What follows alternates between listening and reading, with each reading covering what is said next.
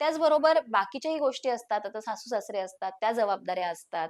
प्रत्येकच माणसाचं माणसाशी त्या स्त्रीचं घरातल्या पटत असतं असंही नसतं.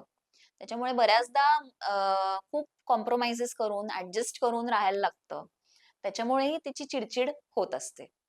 आता चिड मी म्हटलं तसं राग जो आहे ही नैसर्गिक भावना आहे. ती तिलाही होणार, प्रत्येक माणसाला होत असते. पण ती चिड-चिड जेव्हा मुलांवर निघते, तेव्हा त्याचा परिणाम खूप वेगळा होतो. आता घरात काही सासूशी भांडण झालं, की राग मुलावर निघतो. नोकरीवर काही कोणाशी सहकाऱ्यांशी काही बोलाचाली झाली, की त्याचाही राग मुलांवर निघतो.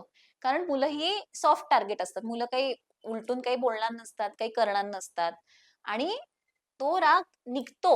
तो निघाल्यानंतर त्या स्त्रीला त्याविषयी गिल्टही वाटतं, की मी चुकीचं केलं. मी हा राग काढायला नको पाहिजे होता. तो तर माझा मुलगा तो खेळत होता नुसता. माझ्याशी खेळ म्हणत होता किंवा काहीतरी मस्ती करत होता. पण एवढा टोकाचा राग मी नको करायला पाहिजे होता. तर हे एक प्रकारचं एक सायकलच होते ती, विशियस सायकल होते.